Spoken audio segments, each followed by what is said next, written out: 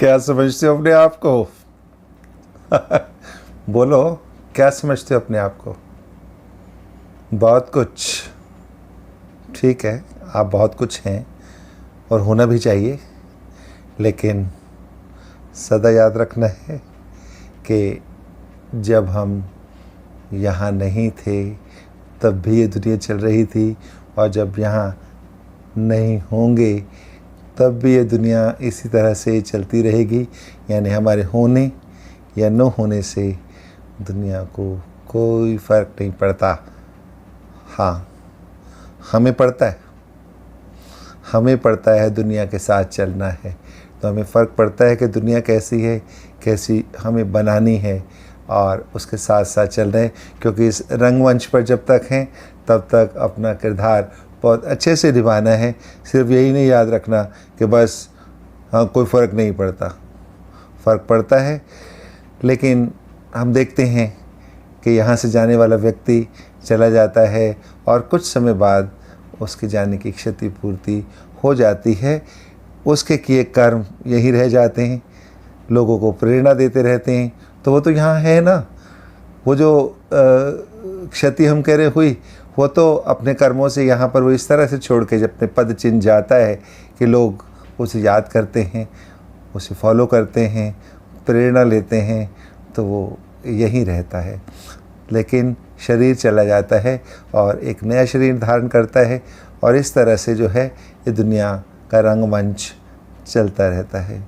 ठीक है, लेकिन जैसे मैंने कहा कि हमारा काम इस दुनिया के बिना नहीं चलता जब तक इस दुनिया में हम हैं, क्योंकि हमें इस दुनिया के साथ चलना है, सारे कारोबार करने हैं, और वो तभी होंगे जब हम मिलकर चलेंगे।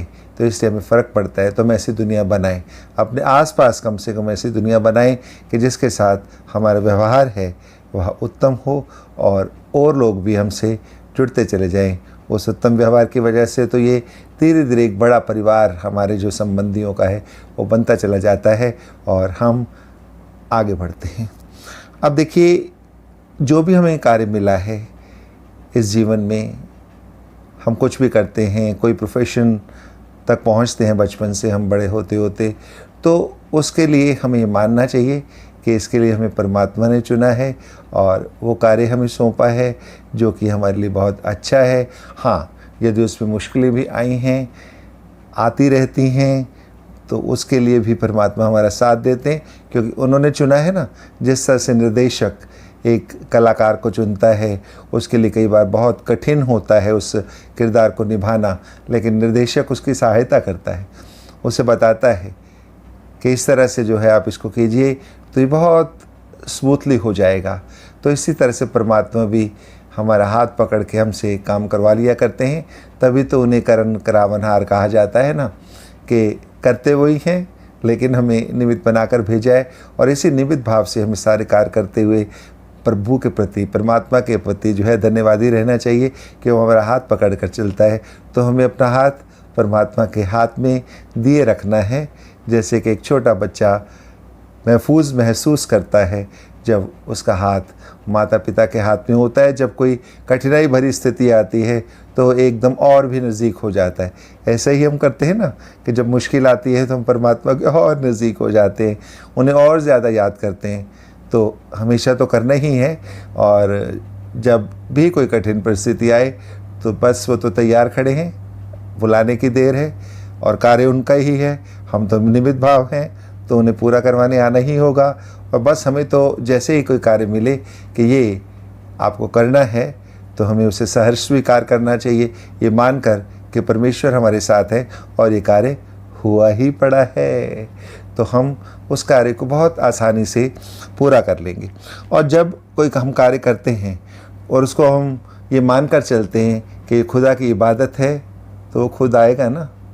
जब खुदा की इबादत है तो खुदा जो है, ईश्वर, अल्लाह, परमात्मा, किसी भी रूप में, जिसमें भी रूप हम उसको देखते हैं, मानते हैं, वो आकर हमारी सहायता करता है और हमें उस पार ले चलता है, उस कठिनाई से उस कार्य को पूरा करवा लेता है और अपने नाम को साबित करता है कि मैं करण करावन हार हूँ।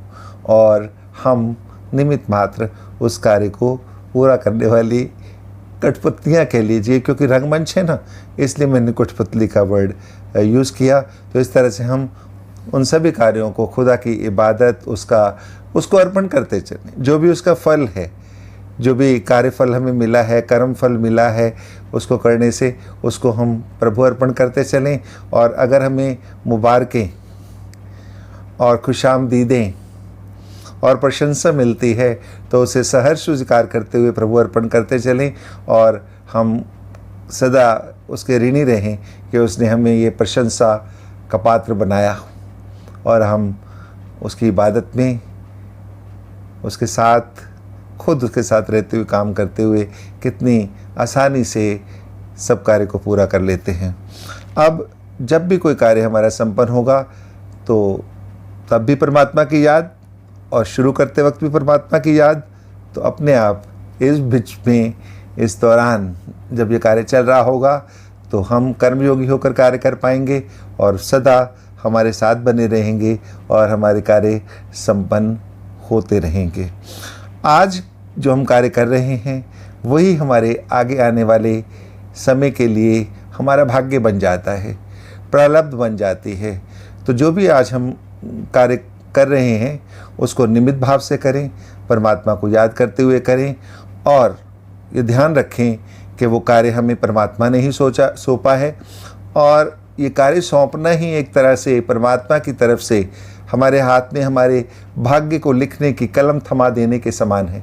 यानी कि परमात्मा ने हमें कर्म करने के लिए जो ये कार्य क्षेत्र दिया है, साथ में यदि हम उस कार्य को उसी तरह से करते हैं जैसा वो चाहते हैं तो भाग्य भी वैसा लिखा जाता है जैसा हम चाहते हैं, क्योंकि परमात्मा ने ये कर्म रूपी कलम हमारे हाथ में हमारा ही भाग्य लिखने के लिए दे दी है। तो हमारा आज का कर्म जो कि कल की हमारी प्रारंभ बनने वाला है, हमें प्राप्तियां दिलाने वाला है, तो उसको हम जो है हंसी खुशी पूरा करें, परमात्मा को सदा साथ समझें, हर कार्य में हर समय उसको समझें कि वो हमारे साथ है। तो देखिए किस तरह से कार्य हुए ही पड़े हैं। तो कहते भी हैं ना, कई बड़े बड़े कार्य तो ऐसे हो जाते हैं कि पता ही नहीं लगता, फिर हम सोचते कैसे हो गया। तो फिर सभी लोगों के हाथ और आंखें ऊपर की तरफ उठ जाती हैं कि करण करावन हार नहीं, हमारे ये सारे कार्य पूरे करवाए हैं। इस तरह से जब हम कार्य करते रहते हैं तो सुख सुविधाएं, धन, साधन सभी प्राप्त होता रहता है। तो हमें उसका प्रयोग करना है, तभी हम और अधिक कार्यशील हो जाते हैं। क्योंकि एक तरह का आप कहें कि मैं लालच तो वर्ड नहीं कहूँगा, लेकिन एक इंसेंटिव हमें मिलता है जिसको पाने के लिए हम और कार्य करते हैं। लेकिन कभी भी इन साधनों को हम अपना मालिक ना बनने दें, और ना ही हम इन पर अपना मालिकाना हक जताएं, क्योंकि इस रंगमंच पर हम आए हैं, ये सब साधन सुख सुविधाएं मिली हैं, उनका प्रयोग करके सब यहीं छोड़ जाना है। जैसे कि हम किसी एक सराय में, होटल में जाकर रुकते हैं, और अगर सारी सुविधाएं वही होटल हमें उपलब्ध करा रहा है तो हम उसका भुगतान करने के बाद, तो धन चाहिए ना, तो इस तरह से उस भुगतान करने के बाद हम वहाँ से निकल लेते हैं। तो इसी तरह से यहाँ इस दुनिया से भी हमें अपने कर्म के द्वारा यहाँ पर दूसरों लोगों की सेवाएं करते हुए, उनकी सेवाएं लेते हुए, सभी चीज़ों का उपयोग करते हुए हमें आगे बढ़ना है। लेकिन कभी भी साधनों को अपना मालिक नहीं होने देना है, यानी कि उनके अपने सिर पर नहीं चढ़ा लेना है कि नहीं इनके बिना काम होगा ही नहीं, मुझे और अधिक साधन चाहिए। इस तरह की विचारधारा से बचना है, नहीं तो हम मालिक नहीं, इन वस्तुओं के नौकर बन जाएंगे। जितनी ज़्यादा वस्तुएं होंगी उनको हम संभालते रहेंगे, यानी उनके चौकीदार और उनको ठीक कराने वाले, और जो भी है जिस तरह से भी है हम उनके ही गुलाम बन जाएंगे। तो हमें नहीं बनना है। हमें जितनी आवश्यकता हो, यदि वो हमारी पूरी होती रहती है तो हमें और अधिक लालच नहीं करना है। उस आवश्यकता पूर्ति हो जाने के लिए प्रभु का धन्यवादी रहना है। लेकिन मिले हुए साधनों पर इतने ज़्यादा निर्भर ना हो जाएं कि हमें उनकी कमी होते ही, उनकी उपलब्धता ना होने पर जो है हम परेशान हो जाएं। यानी कि जो हमारी शान परमात्मा के साथ जुड़कर बनी है वो हम बनाए रखेंगे, अपनी शान से बिल्कुल परे नहीं होंगे। भले ही हमें कभी किसी चीज़ की उपलब्धता नहीं रहती है, साधनों की कमी होती है, तो उस वक्त भी हमें जो है प्रभु याद में अपना कार्य को करते चले जाना है और परेशान नहीं होना, यानी कि शान से परे नहीं होंगे और आगे बढ़ते रहेंगे। और क्योंकि आवश्यकताएं पूरी हो रही हैं हमारी, तो हम बाकी लालच में नहीं पड़ेंगे कि नहीं और अधिक चाहिए हमें। और अगर हमें कहीं से प्रलोभन दिखाई देते हैं, जिसको लोग कच्चा लाभ भी कहते हैं, तो उस तरफ हम भागेंगे नहीं, बल्कि परमात्मा द्वारा दिए गए कार्यों पर ही हम अपना ध्यान केंद्रित रखेंगे, उनको करते रहेंगे और अधिक प्रलोभनों की तरफ उनके पीछे नहीं भागेंगे।